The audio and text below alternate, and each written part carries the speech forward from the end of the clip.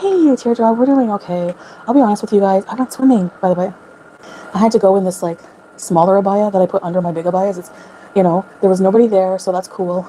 There's no cameras, and Salai and I swam together, and it was like super cool. Yeah, romantic and nice. And I had to wear a hijab. Still in Thailand, yes. You're waiting to buy the booster spray. Well, Ghostface, whenever I go to America, I'll bring some for people who want some. Salah, I know he won't like. He'll insist I bring a bunch of perfumes for people, gifts for people. They make a lot of modest swimwear. Yeah, not for super fat people. Not to be mean to myself. Okay, so I'm kind of like, I didn't want to tell people this because do you know what it's like to literally have people, so many people judge everything that comes out of your mouth. So I'm really choosy with what I say, but I'll tell you this. I didn't plan very well for this trip, meaning that I didn't bring enough antidepressant medication. So, and that's the one that keeps me from killing people. I'm just joking. So anyway, we went to look for, why am I lying? Salah went and looked for, like, just a surrounding area. Yes, he helps me, okay? What's the shame in that? We've been to a few hotels. I told you about the one with the TV with the racy history.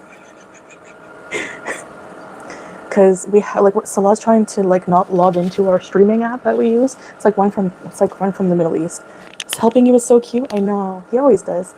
He doesn't mind. He would prefer me not go out. Like, I know people are gonna say, oh, he's embarrassed of you. No.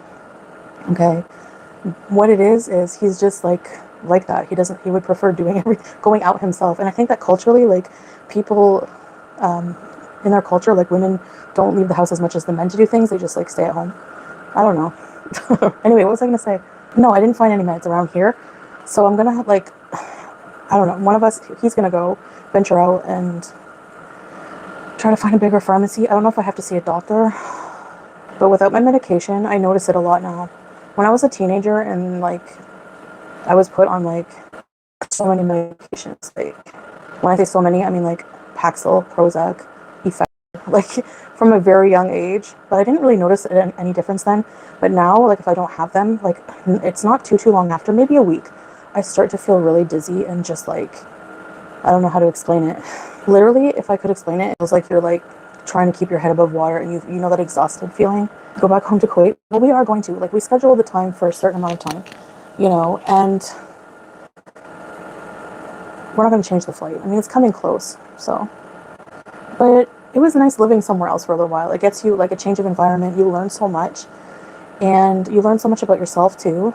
I know. I thought I brought enough meds. Like, I have some at home. You can get them over the counter. Yeah, but like, that's good news. So I don't have to go to a clinic then. We're gonna try. But we kind of decide things last minute. Like Thailand. When I tell you Thailand was so last minute, we were in the middle of making all these different plans. Like, okay, what do we do now? Because like when you're building a future, there's a motorcycle. When you're building a future with someone, it's like you have to take actual steps to do the stuff, right? Which I'm used to just like daydreaming. But now, like, if you actually want to change your life, you have to go through so much hard work, like soul searching. You have to like have so many things I have to work on. And doing it with him is so much easier. But do you guys mind if I smoke? I'm on my balcony. I really, that's how I've been coping. Like, I don't know, a little bit. I don't smoke a lot, but I have one once in a while. I think these are menthol. We don't go to shisha here a lot. How much do you think you've worked on yourself? Oh gosh. Well, it's like weird because it was like, I've taken steps forward. I'm trying to think if most of the steps are forward compared to some things. Obviously not, my weight. Since being more religious when it comes to the nature of people, I don't know, I kind of believe more in evil, but I also think that evil is like being persuaded into it. Like, our fault as humans are that we sin so easily. It's so tempting. We fall for temptation, and I mean like evil and Satan, stuff like that, as in like temptations, even like really overindulgent food. Why am I smoking? Yeah, I don't have shisha, sorry guys. I'm just one of those people that like, sometimes I just like want to smoke 200 cigarettes in a row. I don't care how self-destructive it is. But I don't.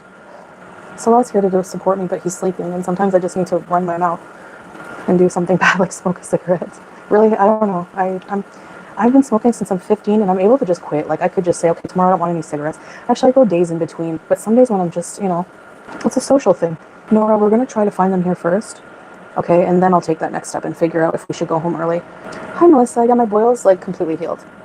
It wasn't as deep. Like I had one here before, which was really deep and it took a lot of packing. This one, not really, just bandage. The couples vlogs, you might think, that's what I hate about like doing all that work. To do a vlog, it takes hours of editing and going out there and filming and making sure. Sometimes you have to make sure the shots are decent, and it's work, Like I know smoking is bad. I know. I don't care right now. But you're right. Did I look at his phone? When? I didn't look at his phone, did I? I was checking his messages. I'm not gonna lie. I was checking his messages. I'm not gonna lie. Not in like a ooh, what are you doing way. I'm not going to say I never looked at a boyfriend's phone. That would be a lie. And yeah, I'm always tempted to look at people's phones because you're curious.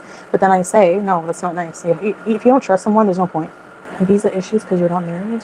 What? No, that's not even true, though. Why would I admit to something that's not true? I mean, okay, people have absolutely zero proof of, like, anything. Even though I've said from my own mouth, we could not legally be in Kuwait together. Why would we risk that? Maybe you would think I would do that. But Salah would not. He has to live there. He has a family, So the buildings we've lived in, you have to show your marriage certificate. And I mean, why would we contrive one? That would take a lot of work. If you saw it, you would know.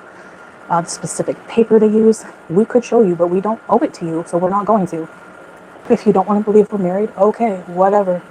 If you talk about it, you're just normalizing normal fighting in a relationship. Yeah, I know. But the thing is, I respect my husband because even if we did argue once in a while, it's never abuse. It's never abusive. It's not something I feel like I need to vent to the public, unknown people to.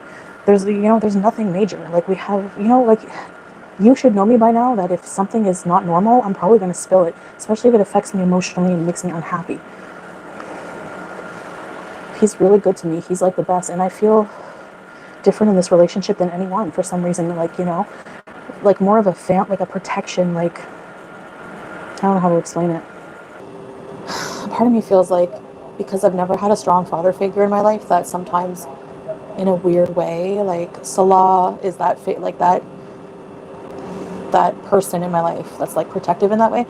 All right. Toodaloo, folks.